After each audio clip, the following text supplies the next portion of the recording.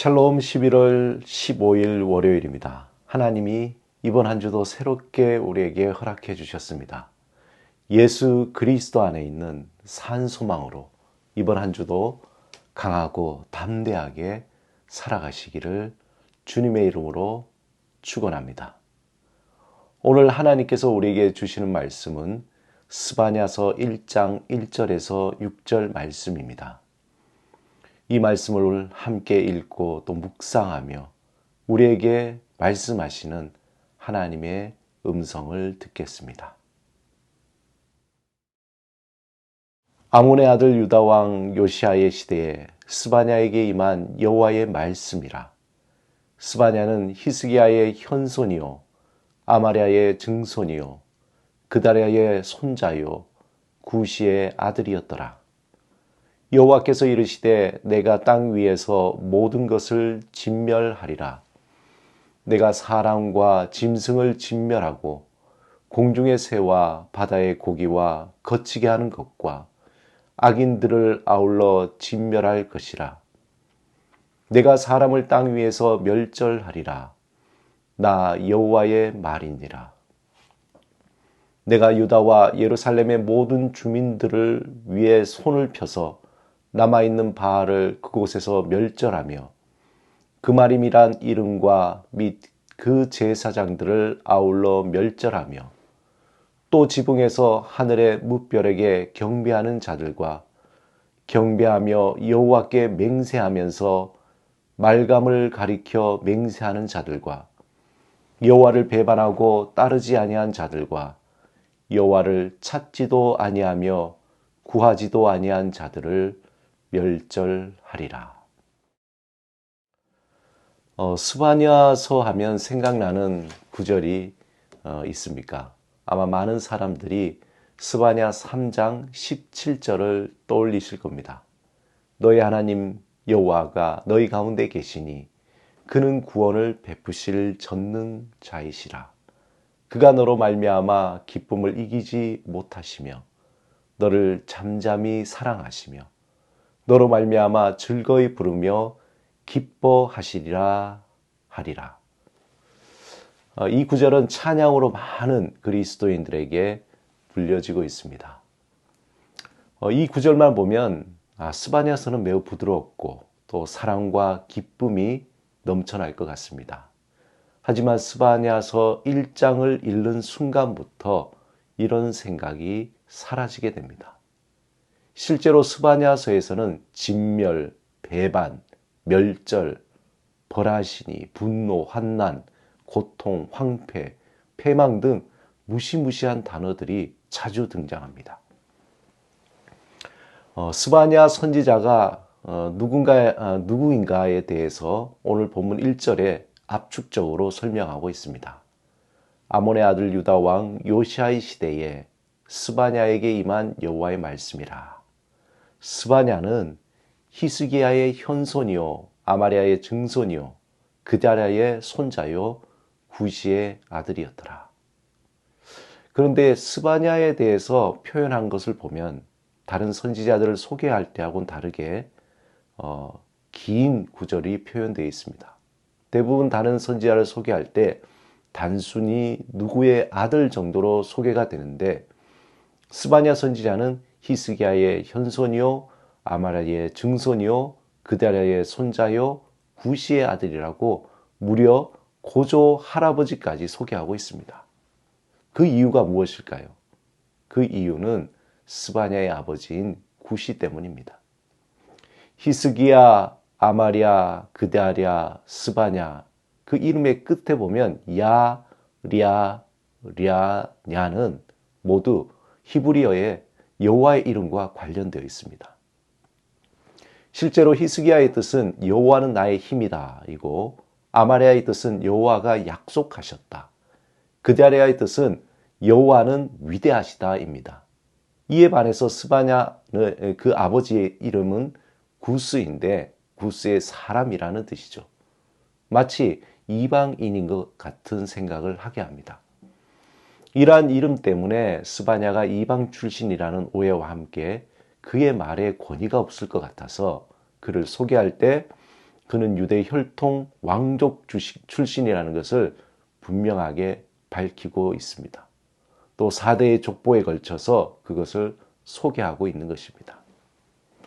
한편 스바냐가 활동했던 시기는 요시야 왕이 종교 개혁을 하기 전 때였습니다. 그러면 스바냐가 활동할 때에 유다는 어떤 상황이었는가? 오늘 본문 2절에서 6절을 읽으면 잘 알 수 있습니다.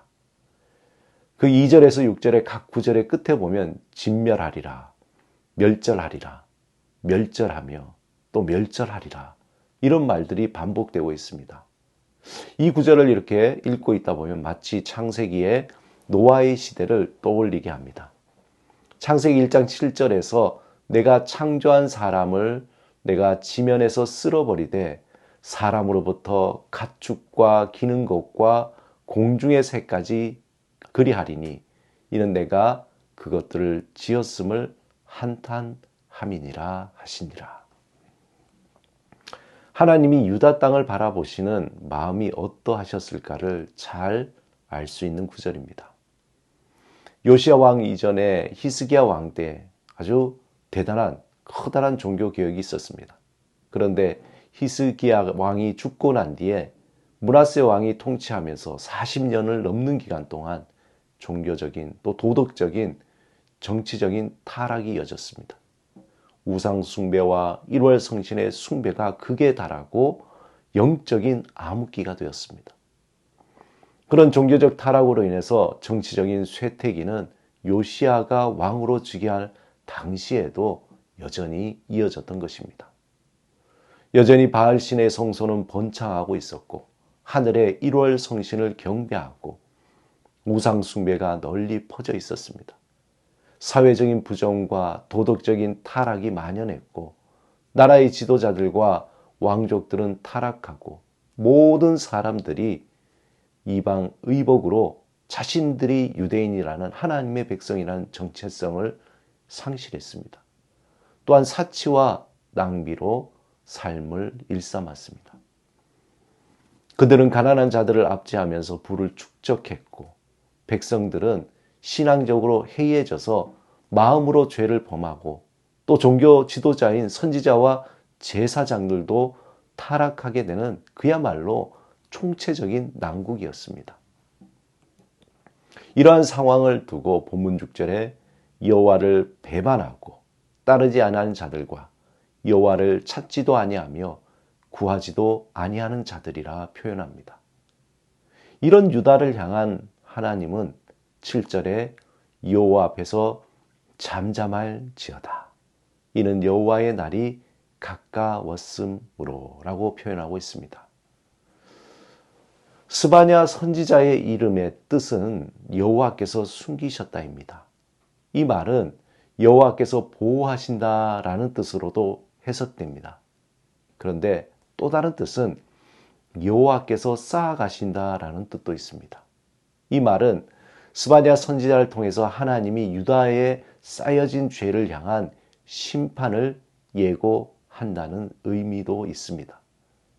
그들의 죄악은 날이 갈수록 돌이킬 수 없는 길로 가고 있음과 동시에 여호와의 날은 점점점 다가오고 있었던 것입니다.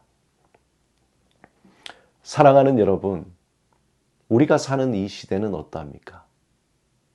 안타깝게도 날이 갈수록 하나님의 이름을 망각하며 하나님의 말씀을 따르기보다 세상의 미혹된 말이 더 그 말의 마음을 빼앗기고 있습니다. 요시야 시대처럼 입으로는 하나님을 믿고 따른다고 하지만 그들의 실상은 하나님을 배반하고 따르지도 않고 찾지도 않고 있습니다. 겉으로는 예배도 드리고 기도도 하며 찬양도 하지만 마음으로는 우상 숭배와 세상의 부와 명예와 권력을 쫓고 있습니다. 영적으로 깨어야 합니다. 하나님의 마음을 구하고 영적으로 깨어 우리 마음 깊은 곳에 숨겨진 헛된 욕심과 헛된 소망을 제거해야 합니다. 오늘 하나님이 주신 말씀을 사사로이 받지 않고 겸허하게 겸손하게 받으며 믿음의 삶을 진지하게 돌아보는 오늘 하루가 되시기를 주님의 이름으로 축원합니다.